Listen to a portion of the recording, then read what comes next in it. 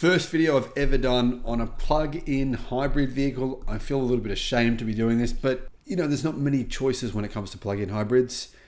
This is a good one. When I say there's not many choices, what I mean is this. There's not many electric pickup trucks you can buy outside of America. Even in America, there's not a whole lot of choice, but there's way more choice than outside of America.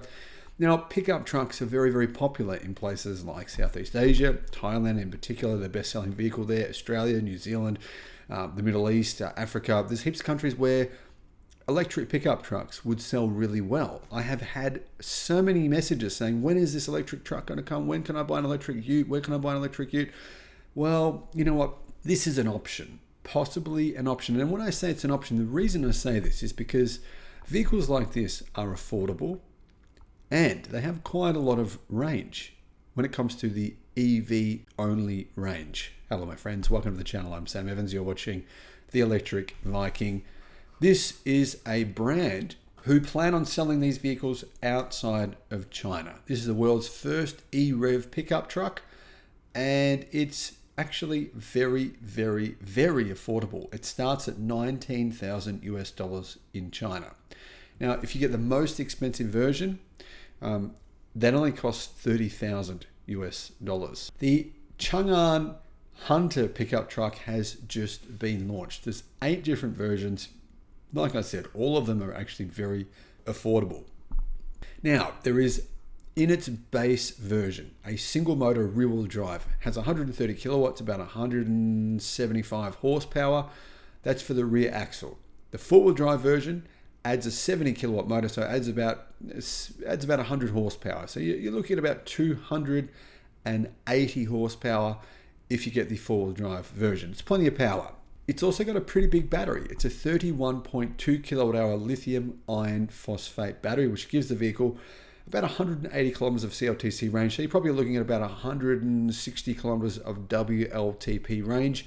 Real world, maybe 130. Realistically, probably most of the time, you're not going to do more than that, right? Maybe 95% of the time, you're not going to do more than that distance. Meaning you could drive this vehicle as an electric-only vehicle, 9 times out of 10.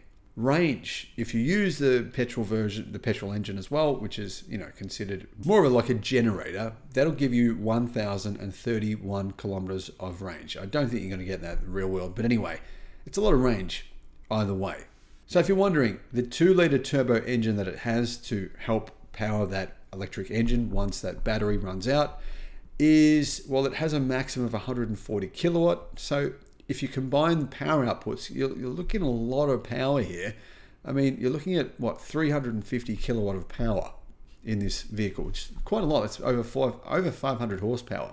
Now, one of the big things I like about electric trucks, in this case, it has 3.3 kilowatt power points in the tray. Now you can use those to power other EVs or whatever you want to power, tools, anything like that. And that's really useful for when you go camping or, you go on trips, or even just you need the vehicle for anything. Let's say you wanted to, pump up a sports ball. You can stop and use that power point to plug in your air compressor or anything like that. So how big is this vehicle? Well, here's one of the things I like about it. It's not that big, but there is 2 options. It's 5,380 millimeters long, just a little bit shorter than a Ford Ranger. But other than that, similar dimensions to a Ford Ranger or a Toyota Hilux. However, you can get one with a longer bed.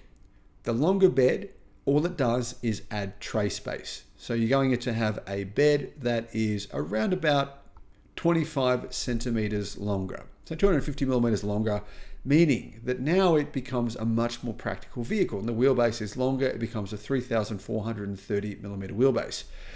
I really like the fact that Chinese companies do this. There is other companies like LDV, they have the option for a longer tray bed. You just don't get that with the Ford Ranger or with the Toyota Hilux. I think they should offer those options, but they don't. Now, if you're wondering about the usability of the car in terms of its approach, its four-wheel driving, obviously the single motor rear-wheel drive version wouldn't be the greatest for off-roading, but the all-wheel drive version would be pretty good. Angle of approach is 29 degrees. Angle of departure is up to 27 degrees. That's got fairly high ground clearance as well. Inside, it looks way better than any other truck currently on sale in Australia or New Zealand. The interior looks really, really nice. I think it looks like a car. Not sure if ute buyers or truck buyers would want this kind of interior, but it looks amazing. What do you think, guys? Let me know. 2 screens. It's got a 7.5-inch instrument cluster for the driver, 12-inch infotainment unit, and it also has things like cruise control, auto navi, map navigation, turn assist lights, automatic wipers, voice control. Don't know how well that would work because this is a Chinese vehicle.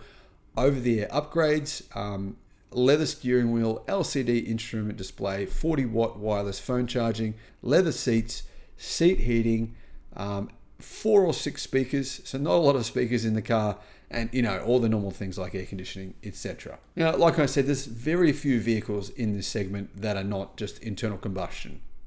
This could be a good option. Chang'an are saying they're going to be a global brand. They're going to sell in over 30 countries worldwide, they're saying. This will be very affordable. I mean, even if they doubled the price on this, it would still be in that affordable range, I think.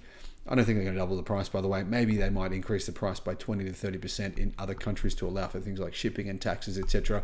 But this could be an affordable option if we have to wait any longer for these electric pickup trucks to arrive. Thank you for watching. Bye-bye.